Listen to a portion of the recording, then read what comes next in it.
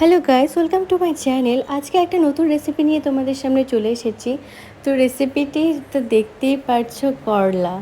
তো এই করলাটি অনেকেই খেতে খুব অপছন্দ করে, তো করলা দেখলেই যেন খেতে চায় না।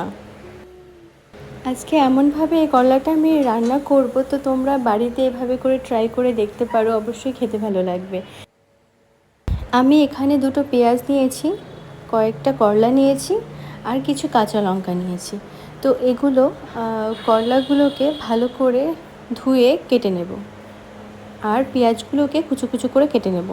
চলো ব্লগটা তোমরা দেখতে থাকো।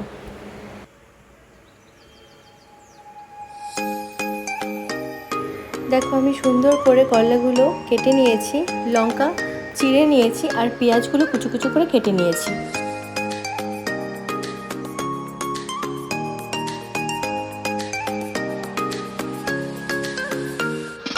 চলো রান্নাটা এবার শুরু করা যাক। কড়াই নিয়েছি, তো কড়াইটা গরম হয়ে এসছে, তো এখন আমি সাদা তেল দেবো। সাদা তেল গরম হলে এরপরে অ্যাড করব কালো জিরে। কেটে রাখা পেঁয়াজগুলোকে দিয়ে দেব। সব পেঁয়াজগুলোকে দিয়ে দিলাম। এবারে করলাগুলোকে দিয়ে দেব, আর কাঁচা লঙ্কাগুলো দিয়ে দেব।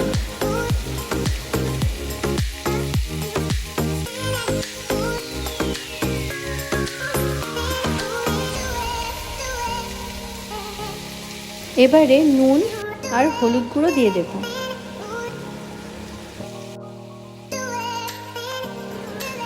চারিদিকটা মিশিয়ে ভালো করে নাড়াচাড়া করে দেব।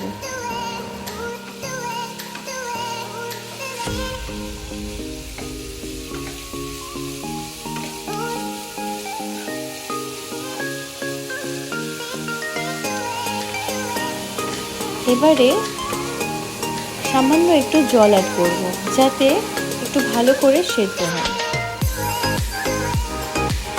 এরপরে ঢেকে দেব।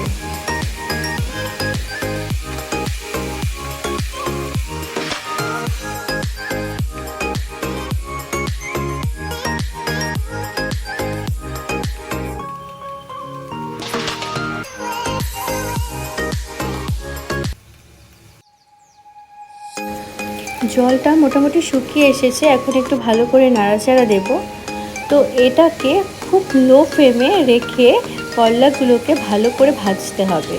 তো আস্তে লো ফ্লেমে দিয়ে আমরা সেভাবেই করলাগুলোকে ভালো করে ভেজে নেব।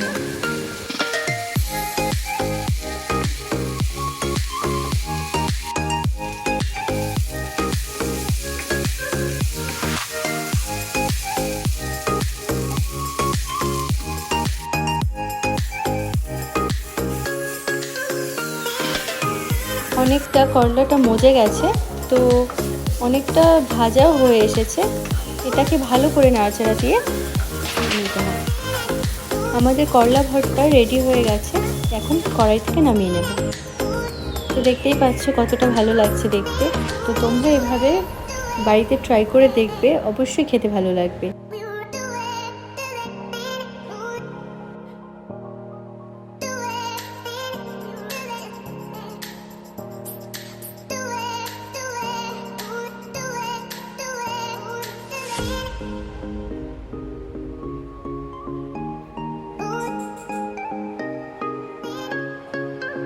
আজকের মতো ভিডিওটি এখানেই স্টপ করছি। তো তোমরা ভালো থাকবে, সুস্থ থাকবে, আর যারা আমার চ্যানেলটিকে এখনও সাবস্ক্রাইব করোনি অবশ্যই সাবস্ক্রাইব করে দেবে। পরে আসছি নেক্সট ব্লগে। তো টাটা।